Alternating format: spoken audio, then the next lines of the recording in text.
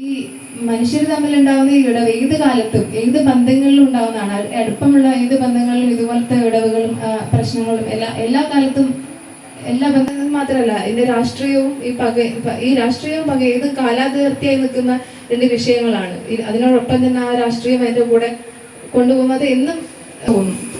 പിന്നെ ഈ സിനിമ ഇതെങ്ങനെയാവുമെന്ന് ഞാൻ ചിന്തിക്കുന്നുണ്ട്. അതിന് എപ്പോഴും വായിച്ചു കഴിഞ്ഞ് അപ്പൊ അങ്ങനെ എത്രത്തോളം രീതിയിൽ എങ്ങനെ ആൾക്കാർ ചെയ്യുന്നു എന്നുള്ളതനുസരിച്ച് ആളുകളൊക്കെ നമ്മുടെ ഉള്ളിൽ എങ്ങനെ കൂടിയിരിക്കുന്നു അതേപോലെ തന്നെ ഏർക്കാനെയും അവിടുത്തെ ആളുകളും നമ്മുടെ കൃതിയാവട്ടെ എന്ന് ആശംസിച്ചുകൊണ്ട് ഞാൻ നിർത്തുന്നു.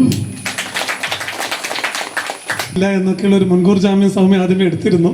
പക്ഷെ അതൊട്ടും ശരിയല്ല എന്ന് മാത്രമല്ല, വളരെ ആഴത്തിൽ തന്നെ പിന്നെ അവരുടെ എഴുത്തിന്റെ ശൈലി മനസ്സിലാവും. അങ്ങനെയുള്ള കുറെ കാര്യങ്ങളുണ്ട്.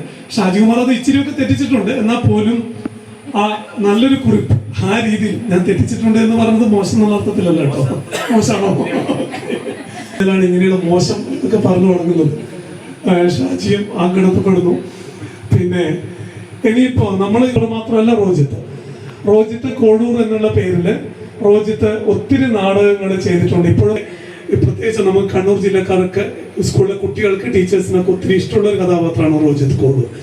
റോജിത്ത് ആരച്ചാർ എന്ന് പറയുന്ന നാടകത്തിന്റെ സ്ക്രീൻ പ്ലേ മീൻസ് ഡ്രാമ സ്റ്റൈലിലേക്ക് കൺവേർട്ട് ചെയ്തത് റോജിത്താണ്. മഞ്ജുളനാണെങ്കിലും ജിനോയ്ക്ക് വേണ്ടിയിട്ടാണെങ്കിലും സ്ക്രിപ്റ്റിനകത്ത് ഒത്തിരി സഹായിക്കുന്നതും സ്ക്രിപ്റ്റ് ചെയ്തിട്ടുമുണ്ട്. അതിലും അറിയിക്കുന്നതിലും എല്ലാവരും അറിയിക്കുന്നതിലും നമുക്ക് ഒത്തിരി സന്തോഷമുണ്ട്. ഇപ്പോ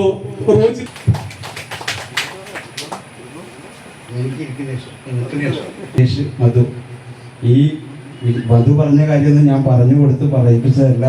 അതിൽ തന്നെ വളരെ കൃത്യമായിട്ട് പറയാം. ഈ കഴിഞ്ഞ വർഷം ജൂലൈ 16 നമ്മുടെ നാട്ടിലൊരു പുസ്തക ചർച്ചയ്ക്ക് വന്നപ്പോഴാണ് നോവൽ എഴുതുന്നുണ്ട് എന്ന് പറഞ്ഞു. ഒരു നോവൽ ഇല്ല, ഞാനത് പറയില്ല. അപ്പോൾ അതിനുശേഷമാണ് ഇപ്പോൾ എല്ലാവരും ചർച്ചേൻ്റെ കാര്യമൊക്കെ ഏതൊക്കെ നോവൽ എടുക്കാമെന്ന് പറഞ്ഞപ്പോൾ മരണവംശം വായിക്കും. ഞാൻ മരണവംശത്തിലേക്ക് നേരിട്ട് വരാം. ഇതിപ്പോ നേരത്തെ റിമംബറൻസിന്റെ ആൾക്കാരാണെങ്കിൽ എന്തൊക്കെ പറയായിരുന്നു. അടുത്തുള്ള കണ്ണാട്ടന്റെ പീടികയിൽ നിന്ന് പിന്നെ സാധനം വാങ്ങി 1 കിലോ പച്ചരി വാങ്ങി ഈ വായനശാലയുടെ വീട്ടിലേക്ക് പച്ചരി വാങ്ങിയിട്ട് വായനശാലയിൽ നിന്ന് 1001 രാവുകളുടെ മലയാള പരിഭാഷ ശിവദാസ് എന്നാണ് അദ്ദേഹം പരിഭാഷപ്പെടുത്തിയത്.